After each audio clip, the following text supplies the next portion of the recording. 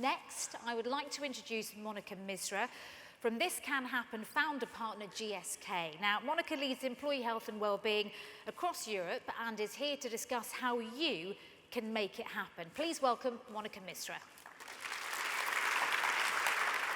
In the recent past, I was contacted by the head of HR who told me that an employee had been emailing one of the most senior people in our organization inappropriately and repeatedly. And she said to me, "Monika, I'd like you to sort this out." So, what was I to do? Through a journey that took several months, that started with building trust with the individual, we were able to get her to a place from a lack of insight into her behaviors and the impact of her behaviors on others, and therefore an unwillingness to seek help, to acknowledging there was an issue, agreeing to see a specialist, after which she was diagnosed with bipolar affective disorder.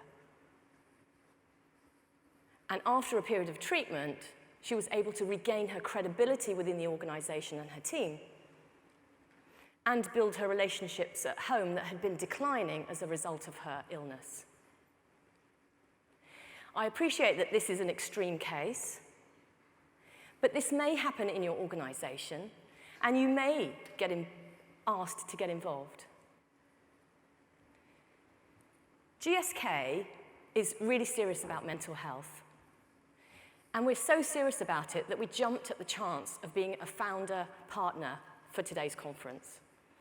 And so serious that we have written our next chapter on a global mental health approach. I would like to share insights from our journey so far through 3 key principles and a framework that underpins those principles that I hope will stimulate your thinking on what to do next in your organizations, whether you're an organization with 5 employees or hundreds of thousands of employees, and whether you are just starting on your journey or you've been in this space for a very long time. Now, you may be thinking, it's all right for GSK, you've got lots of money. Well, actually, a lot of the solutions we're going to talk about today are at low cost or no cost. So let's start with our first principle, and that's really investing time in getting to know your employees. We spent a long time looking at the sources of data available to gain insights into our people. We stratified our people according to age, gender, type of tasks that they do, issues that they're facing, and the root causes of those issues. So a couple of years ago, using these insights, what we realized was that although people were passionate and committed about what they did, they started to feel the strain of the 24/7 culture, of the feeling that they needed to be on all the time, of needing to respond immediately.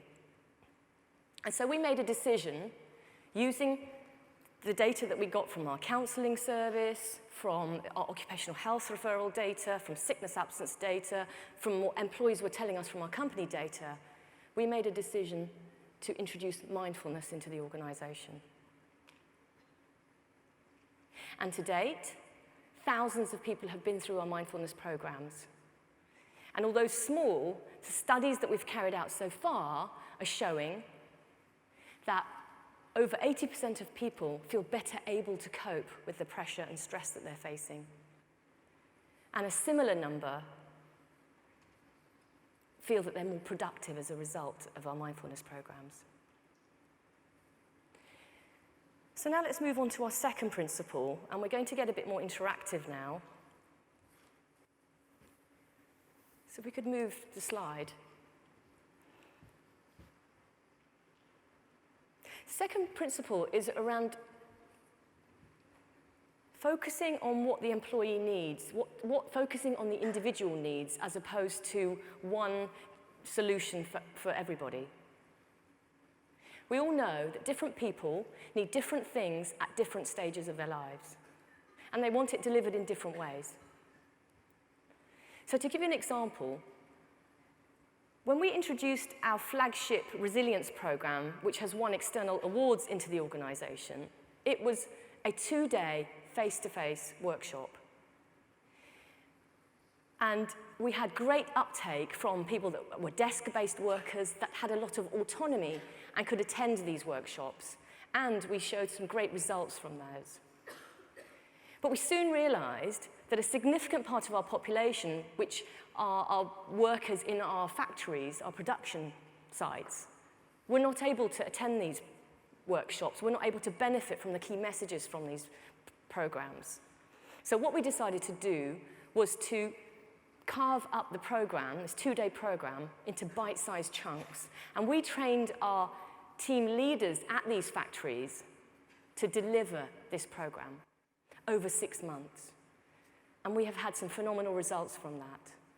And so we're going to roll that out globally from our initial trials. And very recently, we've launched something called micro-learnings, and that's really to reach our sales force population. We have a big population that meets our customers on a daily basis. They're not affiliated to a particular site, and therefore cannot attend programs on a site. And we decided to take this approach so that they could access what they want, when they want, and how they want it, choosing the topics that are relevant to them. So it'll be exciting to see what the feedback is from that. So I want to take it to a real-life case scenario now. Let's meet Laura on the left. Laura is a high flyer. She's hugely ambitious, and she's a top performer in her organization. Like all of us, Laura is expected to do more with less, year on year. Laura is starting to compromise her own well-being. She's no longer taking breaks, she's stopped having lunch, she's not going to the gym anymore, and she's working extensive hours to cope with the demands of her role. The danger with Laura is that she burns bright, but then she burns out. So I'd love to hear from you, using your Slido, what support would Laura value from her organization?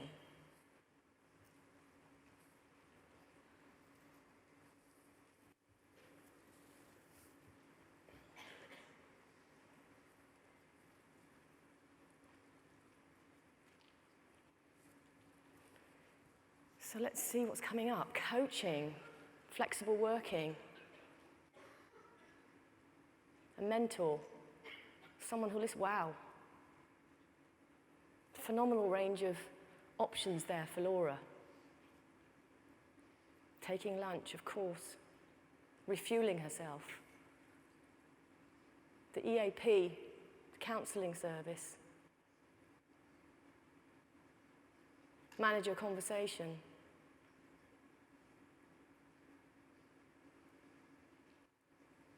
Fantastic.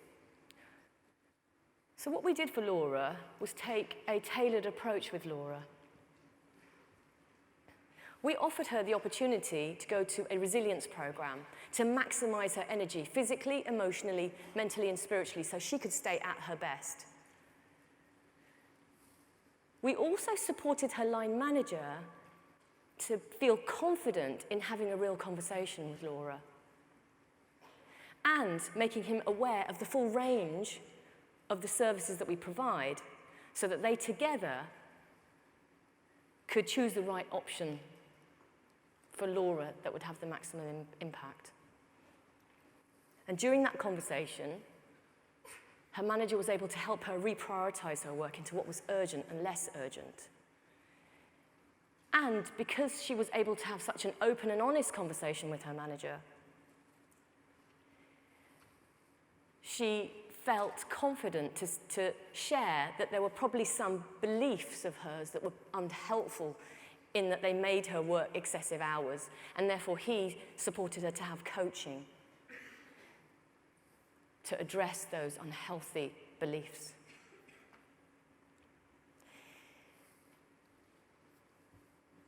So let's move on now to Fred. Fred is adored by his direct reports. He's a fantastic leader. He loves his job.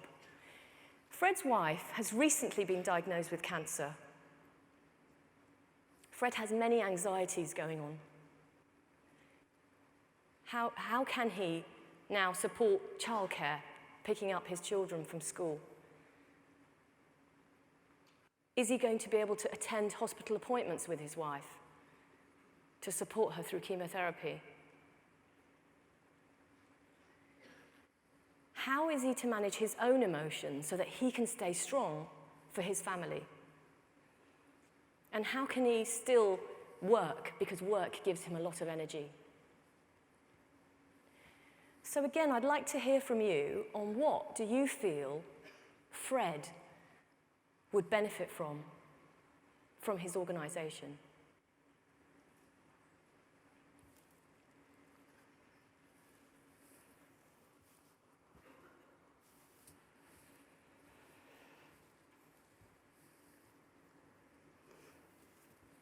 Seeing a lot of flexible working, counselling, reducing his hours,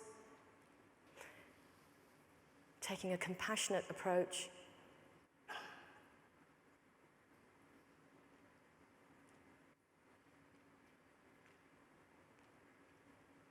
Carers leave. Again, some great options for Fred to draw upon to help him in his situation. In Fred's situation, we again supported his line manager to feel confident about having a conversation with Fred. And flexible working was what Fred needed in this situation for a short period of time until his wife was much better. Fred also took the option of having counselling to manage his own emotions.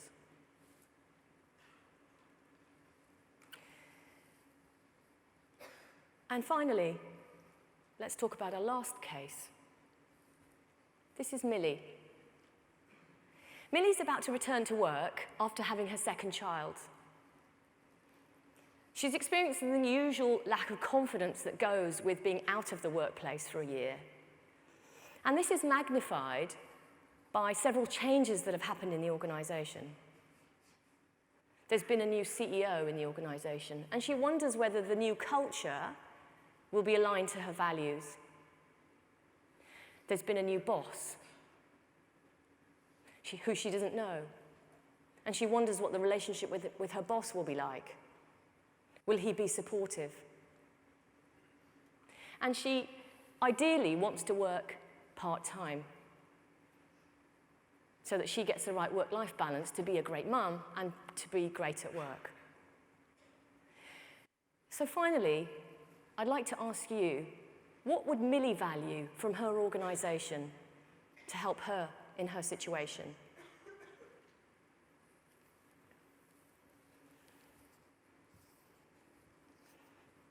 So I'm seeing coaching, mentoring, flexible working again.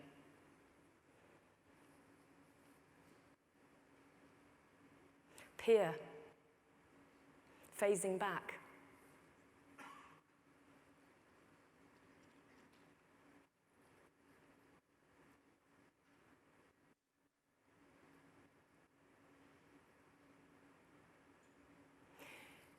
Some, again, great options for Millie. I'd like to share something with you that actually Millie's story is my story. And you may be wondering, why did Monika not put her photo up there? I've been umming and ahhing about doing this for the last few weeks, for fear of embarrassment, concerns about how I may be perceived. But in the end, I decided that I needed to do my bit to end the stigma. It does, however, highlight the dilemma and the hesitancy we feel in sharing our vulnerabilities in the workplace. So the third and final principle is about leadership endorsement and engagement. We all know when the top of the house buy into something, it happens, doors open. We did this in 2 ways. Last year, we launched a program in Belgium. And before launching it, to get leadership engagement, we got to spent some time learning what motivates our leaders there, and then speaking their language. So when speaking to the finance person, we would talk about the return on investment that this will bring. We talked about the reduction in sickness absence and the cost associated with that this would bring. When we spoke to the head of HR in Belgium, we spoke about, and we knew that this was important to him, the increase in engagement we would get from our employees. And to date, we have shown an improvement in engagement, and we have shown a reduction in sickness absence, and we're confident in time we will show a return on investment. The second part to leadership engagement is showing the business how what you're trying to do will help the business meet their business priorities. So at GSK, trust is one of our strategic priorities, building trust internally and externally. And what we've shown is that we are able to demonstrate and convince our leaders that if we focus on health and well-being, we know that we will enable the business to be a modern employer, and as a result, build trust internally with our employees and externally. So for the first time, we have got health and well-being on the company strategy. And that means that everybody in the business knows that health and well-being is a priority. And already doors are opening and people are contacting us to say, what can we do to help our people to improve their health and well-being? So I'm going to move on now to a framework that we have used that has really helped us to identify what solutions do we have at the moment and where do we want to focus on going forward. What do we want to do for everybody? Well, next year, we're going to invest heavily in line manager training to build their confidence and their capability to enable people to feel good. What do we want to do for those people showing early warning signs? And finally, what do we want to do for those people like the bipolar case? And we're going to look significantly at greater psychological support. So I'd like to end now by saying that every action that we take has a ripple effect. It just takes one person to have that conversation, to share their story, to spot the Lauras and the Freds.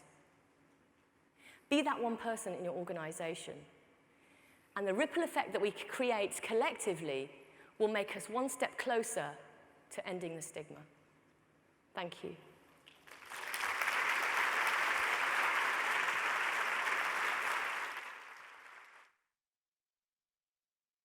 Come and join me on the sofa so we can get you to answer some questions, if that's okay. Sure, of course. Do it like you weren't expecting No. this. It's fine. I'm sure they'll be nice. Here we go. You have the opportunity to ask questions. No, we've already said that. Does anybody have any questions? Hopefully they will pop up if you do. Oh, here we go. I'm going to have to get up to read them to you, though. Has the 24/7 on-the-go working environment changed within GSK, or just that mindfulness has helped employees cope with it? That's a really good question. It is. Cultural change takes time, and I wouldn't say it's changed overnight. We are, I would say, at the latter part of that question, we are helping employees to better cope and manage with that. Some of the reasons for that are our own internal beliefs, how we see the world, and sometimes they're unhelpful to us. So I would say that supporting people to focus on what they can control is what we're focusing on at the moment. And we're also focusing on what the business can do. How can managers really help individuals? As we know, managers can either be our weakest link or our greatest advocate. So really focusing on supportive, compassionate line managers that really listen to our people is how we're going to make cultural change, but that will not happen overnight. And talking about managers, how do you deal with line managers who see mental health not as a weakness, but as an excuse to work less? That does happen in the workplace, and I'm glad to say that that is reducing in terms of that perception from managers as we are promoting mental health a lot more, and we're showing that actually it's an advantage to have people that have different experiences and have mental health in the workplace. So I would say that it's a journey, and we're just starting on our journey. And as we start changing perceptions, it's all about shadow the leader. So if we can get some great advocate leaders that are sharing what they're doing and the beneficial impact that's having on their employees, both for the employee and the organisation, that's going to have that ripple effect. Okay, I want to get as many of these as we can in the 3 minutes. We have a countdown here left for you to answer questions. What's the one piece of advice you can give to someone overseeing a workplace wellbeing strategy to ensure its success? One piece of advice. Know your audience. Understand the problem that you're trying to solve. That will really help you through the data, through the insights, to take the first step to do something that's the most impactful rather than the next cool thing. How did you get your senior execs to walk the walk? We're still on that journey. And we have some that are naturally doing that anyway.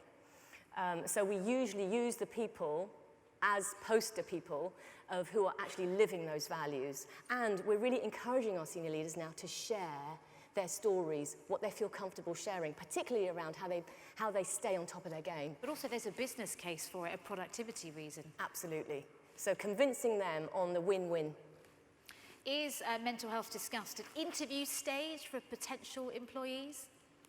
We do offer employees the option of sharing whether they need any modifications or adjustments to their work. We don't think it's right to ask people about mental health and if they have anything. If they disclose something, we're very open to talking about that and what is the best support we can offer in the workplace for them.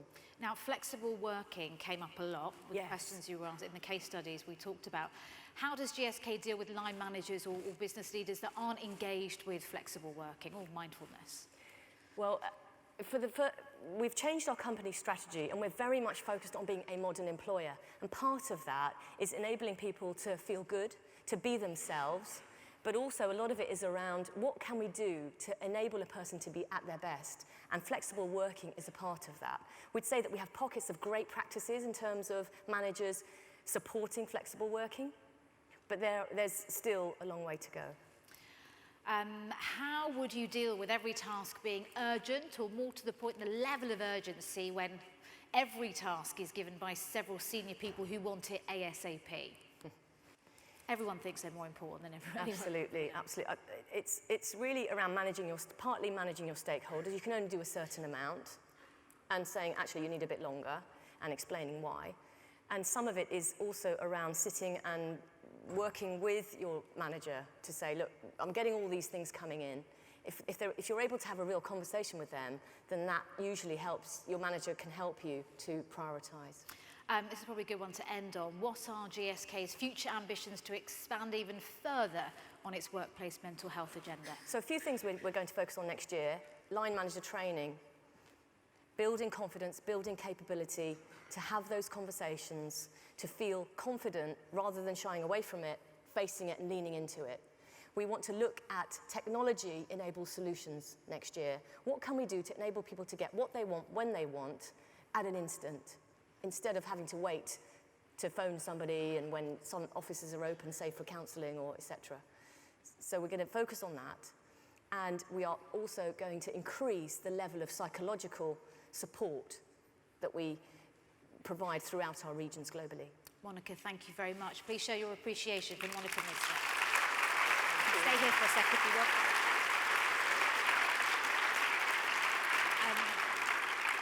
Seen some of you moving already. If you are deciding where to go next, starting the journey will begin in a few minutes in breakout room 1.